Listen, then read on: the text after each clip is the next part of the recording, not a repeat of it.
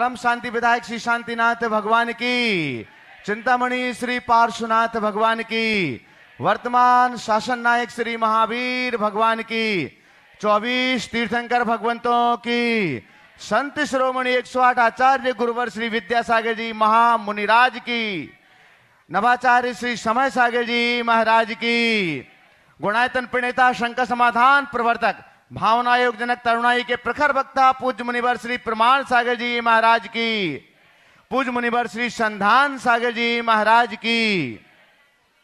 आइएगा बंधुओं, TV channel का सबसे लोकप्रिय कार्यक्रम सायंकालीन शंका समाधान के इस सत्र को आप सभी लोग मध्य प्रदेश की राजधानी भोपाल स्थित, जहां पर ऐसे आचार्य श्री विद्यासागर प्रबंध विज्ञान संस्थान और श्री विद्या प्रमाण गुरुकुलम परिसर से देख और सुन रहे हैं। आइएगा बंधुओं, हम शंका समाधान के इस सत्र के लिए पूज्य श्री के पावन श्री चरणों में प्रार्थना करें। उसके पहले महाराज श्री का मंगल आशीर्वाद ग्रहण करते हैं, तो दोनों हाथों को जोड़िएगा, आपके लिए भी मंगल आशीष मिले। आज प्रथम प्रश्न देवेंद्र जी रूपाली जी जैन मैयर, जो डोनायतन ट्रस्टी हैं, जिनका नाम बोलूं वहां तक माइक फास्ट पहुंचा दें, और उसके बाद में तैयार रहेंगे अपने बीच में संजय जी बढ़जात्या इचल करण जी से शिरोमणि संरक्षक। नमोस्तु नमोस्तु महाराज जी, नमोस्तु महाराज जी कोटि। महाराज जी, मेरा यह प्रश्न है कि आप हमारे और महाराज जी के आदर्श और प्रेरणा स्रोत हैं, तो मैं आपसे ये जानना चाह रही महाराज जी कि आपके जीवन में जब आप सबसे बड़ी चुनौती आप सामना किया था तो कैसे किया था महाराज जी? देखो, चुनौतियां तो हर मनुष्य के सामने आती है, साधुओं के सामने भी आती है, और मेरा अनुभव बताता है आम जनों की अपेक्षा साधु जनों में ज़्यादा आती है, और ये उन लोगों के जीवन में और ज़्यादा आती है जो लाइमलाइट में होते हैं। मनुष्य की जो जो प्रसिद्धि बढ़ती है त्यों तो उसके सामने चुनौतियाँ आती हैं। और मैंने हमेशा अपने जीवन का एक मंत्र बनाया, कांटों के मध्य गुलाब की तरह खिले रहने की दृष्टि। मैंने हमेशा सोचा ये सब चीज़ें आएंगी, अगर हम अपने अंदर सकारात्मकता रखें तो हम हर चुनौतियों को एक उपलब्धि के रूप में परिवर्तित कर सकते हैं। हमने अपनी सकारात्मकता से जब जब मेरे साथ ऐसी विषम परिस्थितियाँ आई, मैंने उसे एक अवसर के रूप में देखा और अपने आत्मविश्वास और सकारात्मकता के बल पर उसे उपलब्धि के रूप में बदला। ऐसे अनेक प्रसंग हैं, आज सार्वजनिक करने का अवकाश नहीं है, कभी प्रसंग आएगा तो बात करूंगा, लेकिन मैं ये मानता हूँ कि मनुष्य के सामने उलझनें आनी चाहिए, समस्या आनी चाहिए। यह उसके धैर्य, संयम, समझ और साहस की परीक्षा है। यदि मनुष्य के मन में धैर्य हो, संयम हो, समझ हो, साहस हो, तो बड़ी से बड़ी चुनौती को भी वो पार करने में समर्थ होता है। हमें प्रेरणा लेनी चाहिए और उसी दिशा में आगे बढ़ना चाहिए। वो दृष्टि अगर अपने मन में हो तो बहुत आगे बढ़ते हैं।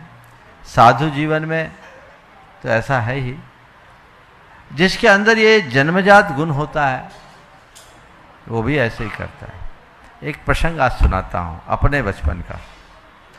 चुनौतियों का सामना करने के लिए दिमाग कैसे लगाया जाता है। मैं बहुत छोटा था, उन दिनों मध्य प्रदेश अविभाजित था, मैं दुर्ग में था, चुनाव का दौर था, और वहाँ एक जैन थे मोहनलाल जी बाकलीवाल, वो चुनाव लड़ रहे थे भारतीय जनता पार्टी की ओर से। हम बच्चे लोग थे, छोटे छोटे बच्चे, उनके प्रचार में निकल गए हजूम बना के। हम उस समय 10 साल के होंगे, 10-12 साल के, और सब समूह बना के चले गए। अब वो पूरा हजूम होगा करीब 100 बच्चों का, और वो हम पठानों के मोहल्ले में घुस गए। उनने खदेड़ा बच्चों को। अब खदेड़ा और मैं थोड़ा पीछे रह गया। अब मैं आपको बता रहा हूं, उस समय 10 साल 11 साल की बात, मेरे मन में आया कि आज तो मरा, तो मैंने तुरंत अपना पैतरा बदला, थोड़ा अंधेरा जैसा था ही, मैं उनकी भाषा बोलना शुरू कर दिया, पकड़ो पकड़ो पकड़ो पकड़ो, और मैं पार हो गया और मैं बच गया। अगर मैंने अपने मन में घबराहट रखी होती और सामान्य स्थिति से रहा होता तो बुरी तरह पिटता, लेकिन मेरे जीवन की ये विशेषता रही, मैं कभी पिटा नहीं, पीट के भले आया। तो ये चीजें मनुष्य के जीवन में होनी चाहिए। सामने कैसी परिस्थिति आती है उससे निपटने का मादा उसके अंदर होना चाहिए, और जिसके अंदर ये क्षमता होती है वो बहुत कुछ कर सकता है।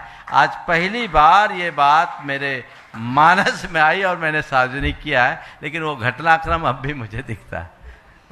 अपने बीच में ईचल करण जी महाराष्ट्र से संजय जी बढ़ जाते हैं जो डोनाइतन के शिरोमणि संरक्षक, एक बार जोरदार ताली बजा दीजिए। और उनके सम्मान के लिए अनिल जी आरबीआई और नरेंद्र जी टोंडिया पहुंच जाएं और वे अपना प्रश्न शुरू करें। राहुल जी, दिलीप जी जैन, उनकी पूरी टीम के साथ में वे अपना प्रश्न करेंगे। नमोस्तु गुरुदेव, नमोस्तु गुरुदेव। हर नया काम करते समय हर नया कर्म करते समय मन में पहले शंका उत्पन्न होती है और उसके साथ बाद में भय भी उत्पन्न होता है, ऐसा क्यों? देखिए, कोई भी काम करते समय शंका और भय यदि उत्पन्न होती है तो ये निश्चित कहीं न कहीं हमारे आत्मविश्वास की कमी का उदाहरण है।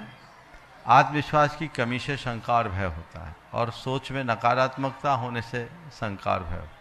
कायदे से अगर आपके अंदर आत्मविश्वास है तो आपके मन में शंका की जगह उत्साह है, भय की जगह उमंग लेगी। कोई काम हो कैसे होगा ये आपको उलझाएगा, कैसे करना है ये पार लगाएगा। यदि आपकी सोच नकारात्मक होगी, सामने काम आते ही सवाल खड़ा हो जाएगा कैसे होगा। पर यदि आपकी सोच सकारात्मक होगी, आप बड़े तसल्ली से सोचेंगे कैसे करना है, इस काम को कैसे करना है। काम तो है ही, अब करना है, उसे निपटाना है, और निपटाने का लक्ष्य लेकर चलना है। नमस्ते। राहुल जी, दिलीप जी जैन अपनी पूरी टीम के साथ में एक प्रश्न करेंगे और उसके बाद में तैयार रहेंगे। आज अपने बीच में शिरोमणि संरक्षक और ट्रस्टी हैं फिरोजाबाद से ललितेश जी जैन, दुर्गेश जी जैन, राजेश जी जैन, फिरोजाबाद। ताकि हमारे आराध्य गुरु के चरणों में इंदौर गुरु भक्त मंडल का कोटिश कोटिश नमन।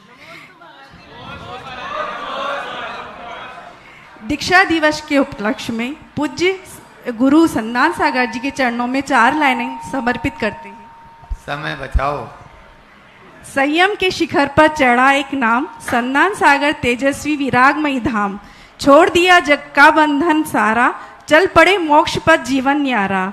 हे सन्नान सागर संयम के रज, आपके चरणों में समर्पित हम भक्त, आपकी दीक्षा बने हमारा सबका प्रकाश, जागे हमारे अंतर में मोक्ष की प्यास। हे गुरुवर, आपने सुबह के प्रवचन में गुरु और शिष्य के संबंधों को बताया। हमारा यह प्रश्न है कि आप हमारे आराध्य गुरुवर हैं। हर गुरु पूर्णिमा पर हमको आपका सानिध्य मिले, यह हमारा परम सौभाग्य है, लेकिन हमेशा यह संभव नहीं है। जब आपका सानिध्य हमको नहीं मिले, ऐसे में हम अपना समर्पण और भक्ति कैसे दिखाएं, कृपया समाधान कीजिए। देखो, अर्जुन को द्रोणाचार्य मिल गए, एकलव्य को नहीं मिल पाए, ऐसा सब कहते हैं। अर्जुन को द्रोणाचार्य मिले, एकलव्य को नहीं मिल पाए, ऐसा सब कहते हैं। पर मैं कहता हूँ अर्जुन को द्रोणाचार्य मिले और एकलव्य द्रोणाचार्य को पाया, ऐसा हम कहते हैं। समझ गए? गुरु मिले, बहुत अच्छी बात। गुरु ना मिले, गुरु को पालो, और केवल गुरु को पाओ मत, हृदय में बसा लो। एकलव्य के हृदय में द्रोणाचार्य बस गए थे, तो उनको उनका लाभ मिला ना। भौतिक रूप से दूर रहने के उपरांत भी एकलव्य ने वह पा लिया जो अर्जुन जैसे धुरंधर प्रत्यक्ष रूप से नहीं पा पाए। तो मैं आप सबसे कहता हूँ, अगर अर्जुन की तरह द्रोणाचार्य की छत्र छाया में रहने का सौभाग्य मिलता है तो अति उत्तम है। और यदि ये संभव नहीं है तो तुम अपने द्रोणाचार्य को अपने हृदय में बसा लो, हर पल सानिध्य बरसेगा, हर पल कृपा बरसेगी, जीवन का पथ प्रशस्त होगा। ललितेश जी, दुर्गेश जी और राजेश जी जैन, फिरोजाबाद, शिरोमणि संरक्षक गुणायतन और ट्रस्टी, आप प्रश्न करें और उसके बाद में तैयार रहेंगे अपने बीच में शिरोमणि संरक्षक मुंबई से दिनेश जी डंडवाल अपने साथी जन के साथ में, हेलो। नितिन जी, दीपा जी सेठी जो ट्रस्टी हैं। नमोस्तु। महाराज जी के चरणों में फिरोजाबाद जैन समाज की तरफ से, अपने परिवार की तरफ से महाराज के चरणों में कोट कोट नमन, कोट कोट वंदन। महाराज श्री, मेरा एक प्रश्न है कि अपनी सांसों में नमोकार मंत्र की स्थापना कैसे करें जिससे अंत समय कंठ अवरुद्ध होने तक उसका स्मरण होता रहे। देखो, नमोकार मंत्र को अंत समय तक अपने जीवन में जोड़े रखना चाहते हैं तो एक काम करें, अपनी सांसों में नमोकार को बसा ले। समझ गए?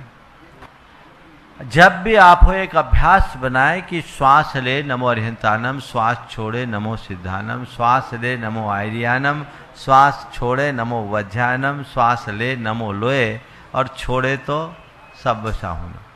श्वास तो हम सामान लेते ही हैं। आप लोग इसकी शुरुआत कीजिए एक अभ्यास से। शुरुआत आप 27 बार से कीजिए। आप 27 बार श्वास उच्छ्वास पूर्वक नमोकार की आराधना कीजिए। फिर इसे हर सप्ताह 9 बार बढ़ाते जाइए। 27 के बाद 36, फिर 45, फिर 54, ऐसे आप निरंतर बढ़ाते जाएंगे तो 6 हफ्ते में आप 6-7 हफ्ते और बचेंगे तो आप पूरी 108 बार करने के अभ्यासी हो जाए। यह अभ्यास आपका बढ़ जाए तो आप और इसे और बढ़ाते जाएं। फिर इससे आपको ऐसा लगेगा कि हर क्रिया के करते हुए भी नमोकार चल रहा है, और जिस दिन वहां तक पहुंच गए उस दिन जीवन का काया पलट। नमोस्तु महाराज, नमोस्तु महाराज, नमोस्तु। हाँ। ओम। दिनेश जी डंडवाल अपने बीच में मुंबई से शिरोमणि संरक्षक के बाद जोरदार अनन्य गुरु भक्त हैं, जोरदार ताली बजा दीजिए। उनके साथ में हैं नितिन जी, दीपा जी सेठी इंदौर और महेंद्र जी हरदा। अपना प्रश्न करेंगे और मैं चाहूंगा प्रेमचंद जी प्रेमी और विकास जी अजमेरा वहीं जाकर उनका स्वागत कर देंगे प्रश्न के बाद, ताकि समय बचे। आप प्रश्न अपना बोलें और उसके बाद में हाँ इंद्रजीत जी भी आ जाएंगे जो उपाध्यक्ष हैं विद्यासागर प्रबंध विज्ञान संस्थान के। उसके बाद में अखिलेश जी सतभैया टीकमगढ़ वे अपना प्रश्न करेंगे। महाराज, एक कंट्रोवर्शियल पर्सन है, आज मैं रेखा की तरफ से पूछ रहा हूँ। कई बार हम लोग पुरुष लोग ज़्यादातर घर पे जाके अपनी कई परेशानियाँ उन पे झंझलाहट में, गुस्से में कई बार बोल देते हैं। तो उनका क्वेश्चन है कि वो इन समय में क्या करे, हमारे अगेंस्ट में आए, शांत रहे या क्या करे? देखो, हम आपसे एक सवाल करते हैं। कहीं आग लगी हो तो आप क्या करते हैं? पानी डालते। पानी डालते हैं। तो उनसे बोलो, सामने वाले में आग लगी हुई है तो तुम पानी डालो। देखो, सब गृहिणियों को जिन्हें अपने पतियों को झेलना पड़ता है उनको एक सूत्र दे रहा हूं। वही चाहिए था।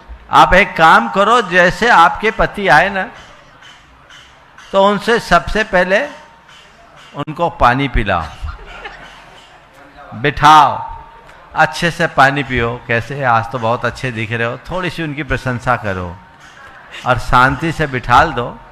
और थोड़ी नॉर्मल हो जाने के बाद अपनी कोई रिक्वायरमेंट है तो बताओ। आप लोग क्या करते हो, अक्सर सामने वाला पाँव नहीं रखता और अपनी डिमांड शुरू कर देते हैं, अपनी शिकायतें शुरू कर देते हो, तो वो फिर उसका फ्रस्ट्रेशन खींच के रूप में प्रकट हो जाता है। उस समय थोड़े समय के लिए अगर आपने धैर्य रख लिया। देखो, एक बात बताता हूँ, हम मुनियों के लिए मूलाचार्य में कहा कि आचार्य के पास जाओ प्रायश्चित के लिए तो चाय जब मत जाओ। बोले क्यों? चाय जब जाओगे तो ठुक जाओगे। एक बहुत अच्छे शब्द का प्रयोग किया। वहां लिखा अव्याक्षिप्त मना। जिस समय तुम्हारे आचार्य का मन अव्याक्षिप्त हो, यानी ठीक हो, नॉर्मल हो, किसी काम में ना वो लगे हों, उनका चित्त कहीं उलझा ना हो, यानी दूसरे शब्दों में कहें तो मूड ठीक हो। अब आचार्य है, उनके ऊपर बड़े शंका दायित्व है, किस समय उनकी क्या मनस्थिति है ये तो पता नहीं। तुम तो गए, हमें प्रायश्चित लेना है, प्रायश्चित के लिए चले गए, तो थोड़ा आगे पीछे भी तो देखो भाई। तो ये कितनी मनोवैज्ञानिक बात कही कि सामने वाले की स्थिति को समझकर अपना व्यवहार करो। जब एक आचार्य जो संयम की प्रतिमूर्ति है, उनसे एक संयमी को प्रायश्चित के लिए मिलते समय ऐसी सावधानी की बात की, तो तुम्हारा पति असंयमी है, थका हारा है, न जाने कितने को झेल कर आया है, थोड़ा उसको कूल कर लो, वो तुम्हारे अनुकूल हो जाएगा। इतना करो, उसको कूल तो करो। अब तुम गरम में गरम हो जाते हो तो मामला बिगड़ जाता है। ये टेक्निक सबको अपनाना चाहिए। नमस्ते। शिरोमणि संरक्षक गुणायतन के अखिलेश जी सतभैया टीकमगढ़ से अपने बीच में जोरदार ताली बजा दीजिए। और उन्हीं के भ्राता हैं अपने बीच में इंद्रजीत जी सतभैया, वहां तक माइक। हाँ, अखिलेश भी अपना प्रश्न करें और उसके बाद में स्वर्णिम जैन यूथ टीम के साथ में इंदौर। परम पूज्य गुरुदेव के चरणों में सतभैया परिवार का और टीकमगढ़ जैन समाज का तिरबार नमोस्तु नमोस्तु नमोस्तु। गुरुदेव, हमारा प्रश्न सुबह के प्रवचन में से है।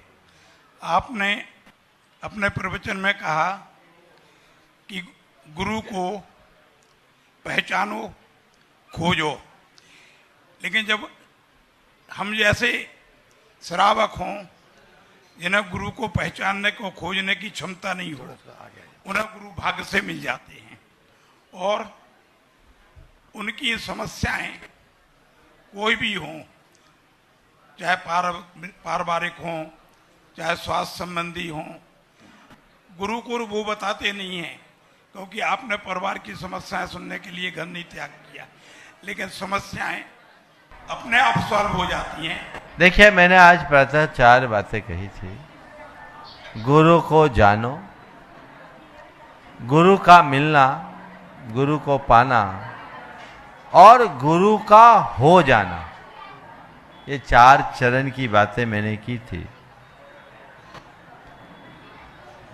अगर ये हमारे जीवन में होती है तो हमारा जीवन चमत्कृत होता है। जहां तक सवाल है गुरु के सामने जाकर अपनी व्यथा कथा कहने की, मेरा मानना है गुरु के चरणों में जाकर अपनी रोजमर्रा की समस्याओं को लेकर जाना कतई उचित नहीं है।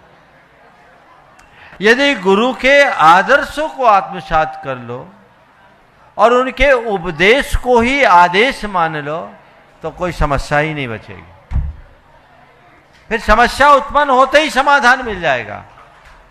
आपने कहा कुछ होता है तो वहीं समाधान मिल जाता है, तो समाधान गुरु नहीं देते, तुम्हारी श्रद्धा देती है। तो वो जो कह रहे हैं, कोई जरूरी नहीं कि सब काम हम प्रत्यक्ष ही करें, बहुत सारे काम हम परोक्ष सानिध्य से भी कर सकते हैं, तो ऐसा लिया जा सकता है। सुरेंद्र जी सरिता जी काला गांधीधाम, जोरदार ताली बजा दीजिए। और मैं चाहूंगा वहीं बाजू में सुरेश जी, आशा जी विनायका हजारीबाग से हैं। गुरुजी नमोस्तु नमोस्तु नमोस्तु। गुरुजी, आज गुरु पूर्णिमा का पर्व है। एक शिष्य का अपने गुरु के प्रति क्या कर्तव्य होता है, किस प्रकार गुरु के उपकारों को अपने जीवन में उतारना चाहिए, कृपया समाधान कीजिए। देखिए, गुरु के उपकार को कभी चुकाया नहीं जा सकता। ऐसा कहा जाता है, तिन्नम उयारम दुप्पड़ियारम। माता पिता, गुरु और भर्ता यानी जीविका दाता, इन 3 के उपकार को कभी चुकाया नहीं जा सकता। फिर भी गुरु के ऋण को स्मरण करते हुए गुरु के प्रति कृतज्ञता का भाव जरूर प्रदर्शित किया जाता है। यदि हम गुरु के नाम पर कुछ कर रहे हैं तो उनके उपकारों का ऋण चुका रहे, ऐसा भ्रम मत रखना। हम अपनी कृतज्ञता से प्रेरित आभार प्रकट कर रहे हैं, क्योंकि वो इतना बड़ा उपकार है कि हम उसे चुका ही नहीं सकते। समझ गए? पर हमारा कर्तव्य क्या है?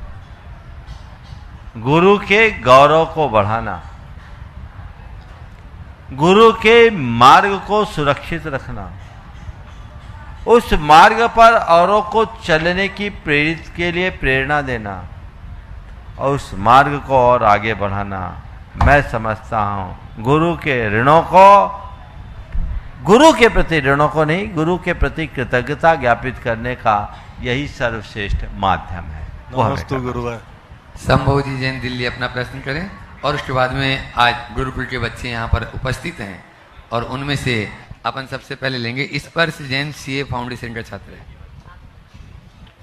महाराज जी आपके चरणों में नमोस्तु नमोस्तु नमोस्तु। संधान सागर महाराज जी को दीक्षा दिवस के उपलक्ष्य पे नमोस्तु नमोस्तु नमोस्तु। छुल्लक जियों के चरणों में इच्छामी इच्छामी इच्छामी। मुनिश्री, मेरा ये प्रश्न है, आपके जीवन में ऐसा कौन सा क्षण था जब आपको आत्मिक शांति का सबसे गहरा अनुभव हुआ?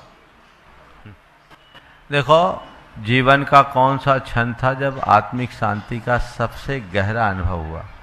जिस दिन मेरी मुनि दीक्षा हुई, उस दिन मेरी जो भाव विशुद्धि थी ना, अद्भुत थी। मैं केशलोच करता हूँ और केशलोच में थोड़े बहुत बाल मेरे बचते ही हैं, और उन दिनों तो बहुत बचते थे। मेरे बाल बहुत घने रुक्ष थे, उंगलियां कट जाती थी। लेकिन दीक्षा दिवस के दिन मेरे केशलोच में ऐसी विशुद्धि आई कि गुरुदेव को संस्कार करने के लिए बाल ढूंढने पड़े। उस दिन मुझे लगा मैं एलक से ही मुनि बना था, पर लंगोट क्या उतरी, मुझे लगा मैं पूरी तरह निर्भर हो गया। मैंने गुरु चरणों में कहा, गुरुदेव आज मुझे निर्गंथ रूप का महत्व समझ में आया। महाराज मैं पूरी तरह आर्त ध्यान से मुक्त हो गया। ये अनुभूति मेरे जीवन की अपूर्व अनुभूति। डॉक्टर अशोक जी जैन बावड़िया कला, और उसके बाद में अपने बीच में जस्टिस अभय जी गोयल यहाँ पर उपस्थित हैं, वे अपना प्रश्न करेंगे। पूज्य मुनिश्री के चरणों में नमोस्तु नमोस्तु नमोस्तु। छुल्लक जी महाराज के चरणों में इच्छामी इच्छामी इच्छामी। हे मुनिश्री, गुरु पूर्णिमा के इस पावन दिन पर आपके चरणों में स्थान प्राप्त होना यह भाग्य की प्रबलता का ही परिणाम है। आज मुनि 108 श्री संधान सागर जी महाराज के 11वें दीक्षा दिवस पर हम सभी की भावना है कि वो रत्नत्र की श्रेष्ठता प्राप्त करें और मानव जीवन के सर्वोत्कृष्ट लक्ष्य अष्टम वसुधा को प्राप्त करें। महाराज जी, मेरा प्रश्न ये है कि पाप और कसायों को कैटेगराइज जो किया है वो किस आधार पर कैटेगराइज किया गया है, जबकि हम जानते हैं कि सभी पापों के मूल में कसाय ही विद्यमान हैं। देखो, पाप प्रवृत्ति है और कसाय परिणति। कसाय अंतर्गत होती है, पाप व्यवहार में दिखता है। अंदर से कसायों का शमन होता है तो पापात्मक प्रवृत्तियां नियंत्रित होती है। बुद्धिपूर्वक पापों को त्यागा जाता है और कसायों को ज्ञान और विवेक से नियंत्रित किया जाता है। कसायों का निग्रह होता है, पापों का त्याग होता है।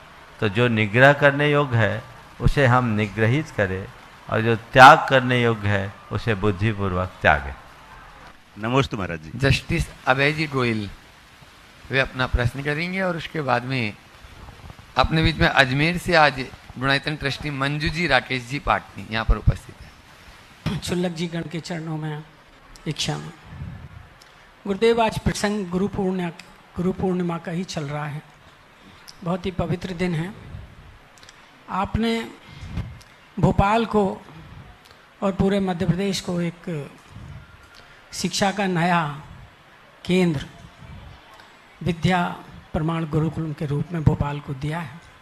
ये बच्चों का अति सौभाग्य है कि वो इसमें एक ऐसे गुरु के अंतर्गत शिक्षा प्राप्त कर रहे हैं जो उनके जीवन में एक नया रूपांतरण होगा।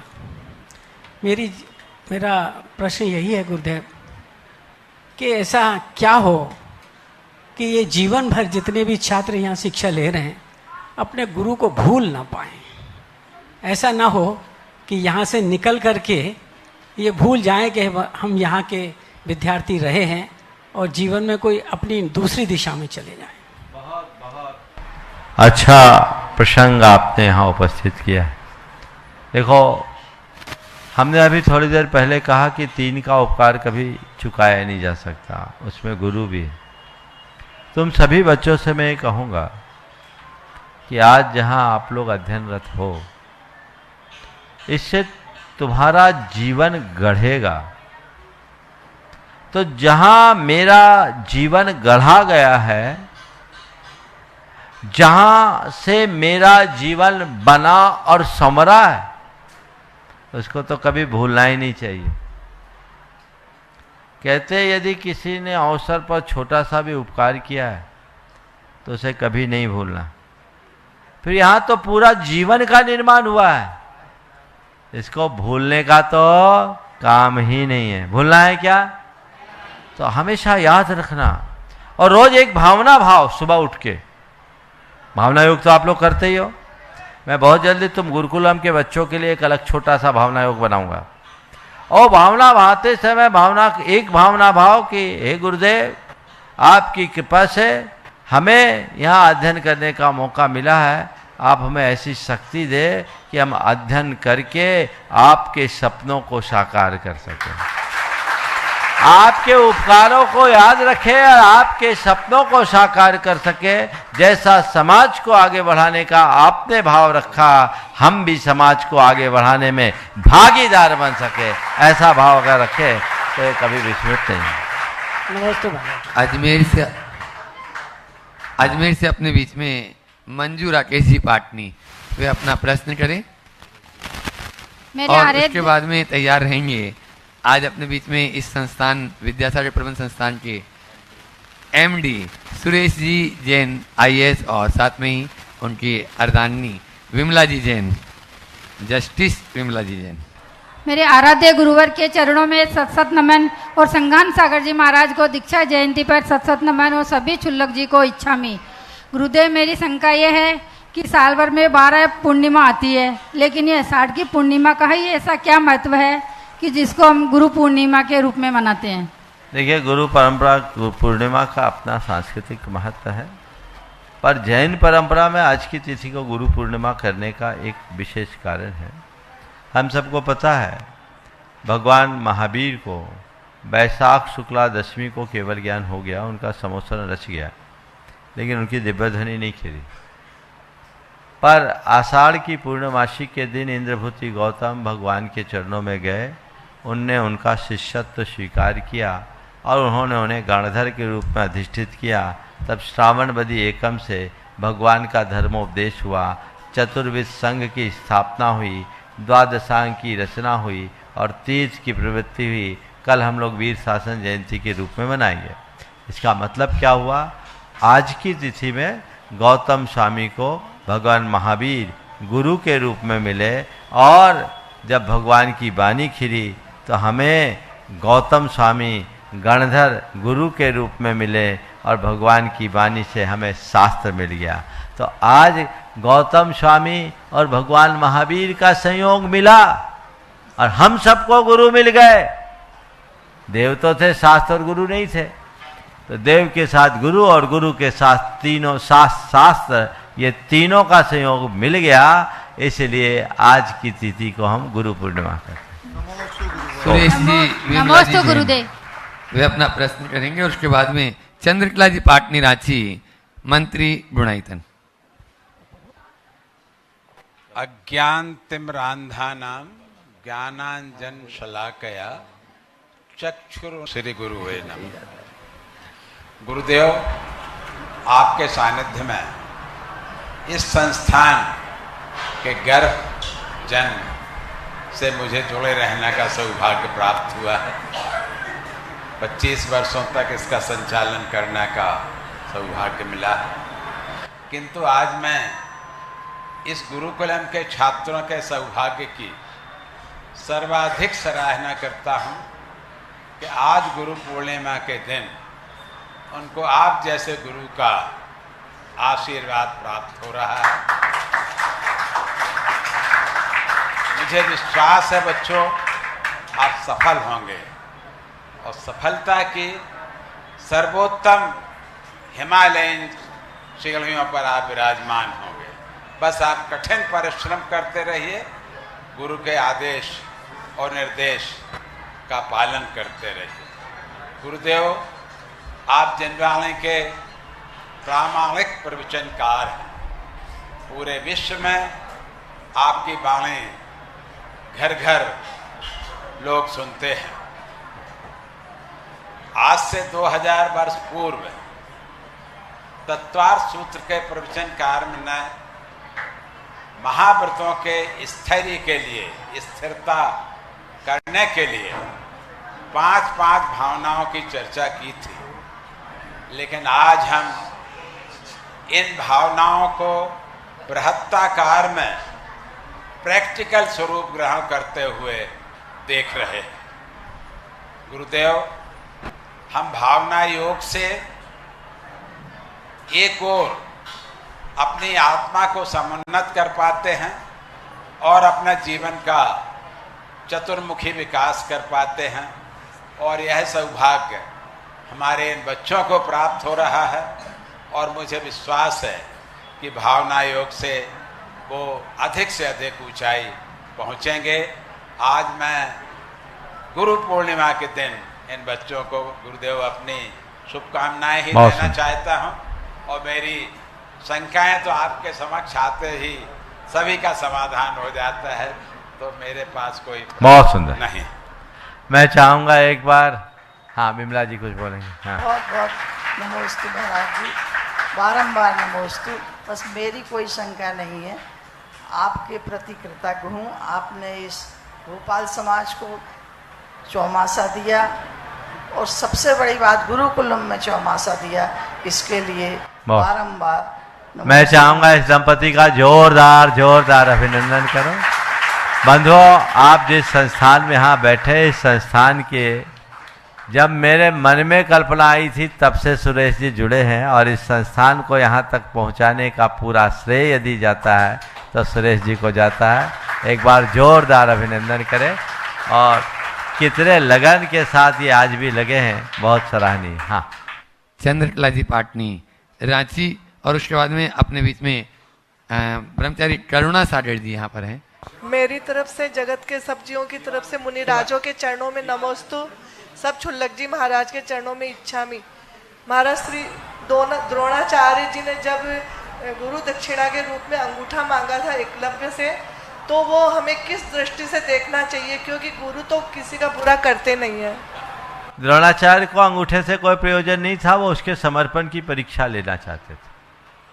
और ये देखो, गुरु की कृपा ऐसी होती है, गुरु के आशीर्वाद का प्रताप ऐसा होता है कि एक पल का विलंब किए बिना, अपना दिमाग लगाए बिना एकलव्य ने अपना अंगूठा दे दिया।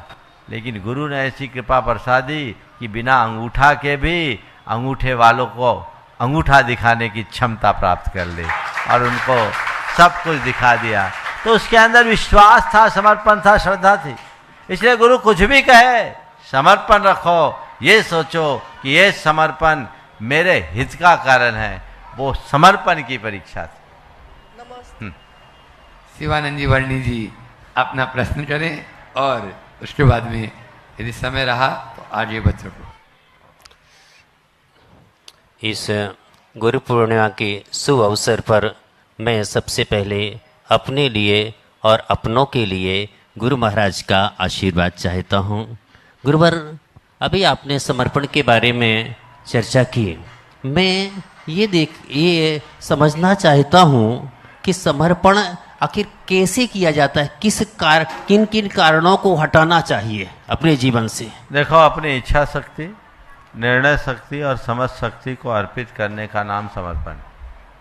जब हम अपनी इच्छा को समर्पित कर दे, गुरु की इच्छा ही मेरी इच्छा, गुरु के आगे गुरु का निर्णय ही मेरा निर्णय, और गुरु की समझ या गुरु की बुद्धि मेरी बुद्धि, गुरु का ज्ञान और गुरु का सत्व ही मेरा सत्व। तो ये चारों बातें जिसके हृदय में आ गए, समझ लेना उसने समर्पण की पराकाष्ठा को प्राप्त कर लिया। वो जगाना चाहिए।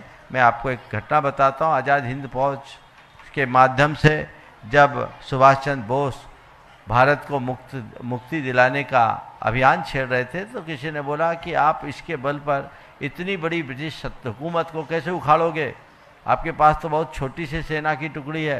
उन्होंने कहा मेरे पास सेना की टुकड़ी भले छोटी है पर सब मेरे पास मेरे प्रति समर्पित है, मैं ये काम कर लूँगा, सब समर्पित है, मैं सफल होऊंगा। बोले आपको पता है कि आपका हर सैनिक आपके प्रति समर्पित है। सुभाष चंद्र जी ने कहा आप देखना चाहते हो? बोले हाँ बताइए। वो एक 3 मंजिली इमारत के पोर्च पे खड़े थे और तीसरी मंजिल पे एक संतरी पहरा दे रहा था। उनने नीचे ही से आवाज़ दिया, ऊपर से जितनी जल्दी संभव है नीचे आ जाओ। उसने ऊपर से ही छलांग लगा दिया और सुभाष जी ने उसे झेल लिया।